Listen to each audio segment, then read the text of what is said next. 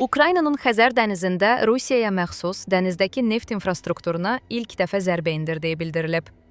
Ukrayna Təhlükəsizlik Xidmətinin uzaq mənzilli dronları ilə həyata keçirilən hücum nəticəsində böyük istehsal platforması fəaliyyətini dayandırıb. Hücum Filanovski neft platformasını hədəf alıb. Bu obyekt Rusiyanın Xəzərdəki ən iri dəniz aktivlərindən biridir və Lukoil Nijnevolsk neft şirkətinin portfelinə daxildir. Burada təxminən 129 milyon ton sübut olunmuş neft ehtiyatı və 30 milyard kub metr qaz mövcuddur. Platformada hasil edilən enerji resursları əsasən Xəzər boru kəməri konsorsiumu vasitəsilə ixrac olunur.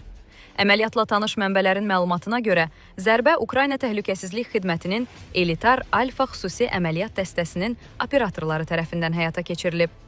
Mənbələrdən biri Suspilniyə bildirib ki, platformada ən azı 4 zərbə qeydə alınıb. Nəticədə onun xidmət göstərdiyi 20-dən çox quyudan neft və qaz hasilatı dayandırılıb. Bu hücum presedenti olmayan hadisədir. Ukrayna əvvəllər Xəzər dənizindəki heç bir Rusiya neft hasilatı obyektini hədəf almamışdı. Ərazi cəbhə xəttindən çox uzaqda yerləşdiyi üçün bu, Kiyevin Rusiyanın müharibə maşınını təmin edən infrastrukturun dərinliklərinə çata bilən artan imkanlarını göstərir. Məlumatlı məndə, əməliyyatı Rusiyanın enerji sektorunu zəiflətməyə yönəlmiş daha geniş kampaniyanın bir hissəsi kimi xarakterizə edib. Nəndə bildirib ki, Ukrayna Təhlükəsizlik Xidmətinin Rusiyanın neft və qaz sənayesinə qarşı uğurlu əməliyyatlarını davam etdirir və coğrafiyanı getdikcə genişləndirir. Xəzər dənizində pambıq Rusiya müharibə maşınına xidmət edən hər bir müəssisənin harda yerləşməsindən asılı olmayaraq legitim hədəf olduğuna daha bir xatırlatmadır. Filanovski platformasında dəymiş ziyanın miqyası hələ qiymətləndirilir. Lakin 20-dən çox quyuda hasilatın dayanması Ukraynanın Rusiyanın enerji infrastrukturuna indiyə qədər endirdiyi ən sarsıdıcı zərbələrdən biri hesab olunur.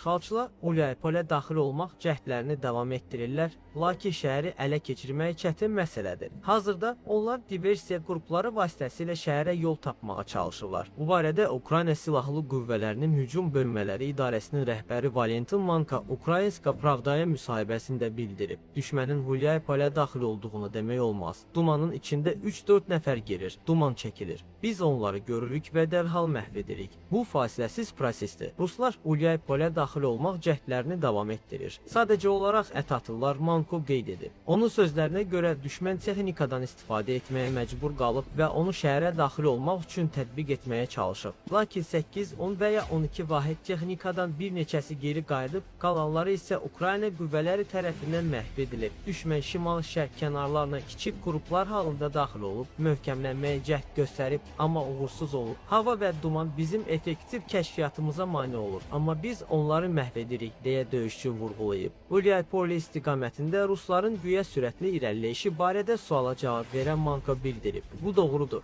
Amma biz düşməni çox geri itələmişik. Ola bilsin ki, Taranı dəqiq azad etdiyimizi deməyim düzgün olmaz. Çünki mən hansısa kəndin təmizləndiyini elan edən kimi düşmən dərhal aviasiya və artilleriya ilə ora zərbə endirir və bizi çıxarmaq üçün qüvvələrini ora yönəldi. Niyə öz adamlarımı riskə atıb deyə o əlavə edib. Rusiya qoşunları Zaporojye bölgəsində Ukrayna cəbhəsini yarmağa və Hulyarpolini ələ keçirməyə çalışıb, lakin bütün hücumlar uğursuzluqla nəticələnib. Bu barədə Təhlükəsizlik və Müdafiə Şurasının dezinformasiyaya qarşı mübarizə mərkəzinin rəhbəri Andrey Kovalenko Telegramda məlumat verib. Rusların Hulyarpolini ələ keçirmə cəhdləri uğursuz olub. Putin Amerikalılara gücünü göstərmək istəyir, amma reallıq tam əksini göstərir, Kovalenko bildirib. O əlavə edib ki, döyüşlər çox şiddətli olmasına baxmayaraq Rus qoşunları müdafiəni yara bilmir. Rusiya Federasiyasının məqsədi dəyişməz olaraq qalır Ukrayna dövlətini məhv etmək, lakin onlar buna nail ola bilməyəcəklər, deyə dezinformasiyaya qarşı mübarizə mərkəzinin rəhbəri vurğulayıb. Hazırda Rusiya Zaporojye bölgəsində Hulyarpolini yarım mühasirəyə almağa və Ukrayna qüvvələrini oradan sıxışdırmağa çalışır. Şəhərin itirilməsi Rusların Zaporojyeyə doğru irəliləməsi üçün yol aça bilər. Hərəkət zolaqları baxımından düşmən istehkamları dolanır. Bu, Hulyarpoli və Orgiv istiqamətində irəliləyişi təhlükəli edir. Həmçinin Zaporojyeyə mümkün gələcək hücum üçün mövqelərin yaradılması baxımından bu bir həftə, bir ay və ya 2 ay sonra ola bilər. Əsas müdafiə xəttləri cənubda cəmlənib. Çərkdən zərbə endirmək problematikdir. Çünki həmin istiqamətdə müdafiə qurğuları cənubdakı qədər güclü deyil, deyə hərbi analitik Denis Popoviç bildirib. Popoviç əlavə edir ki, Hulyarpoli ətrafındakı vəziyyət Pokrovsk-Murnohrad şəhər zonasındakı nümunənin təkrarıdır. O həmçinin vurğulayır ki, Hulyarpoli ətrafında baş verən hadisələr nə dünən, nə də oktyabrda Rusların fəallığının artdığı dövrdə ortaya çıxıb. Analitikin sözlərinə görə bunlar Vuhledarın süqutunun və ümumilikdə Donetskin cənubundakı vəziyyətin nəticələridir.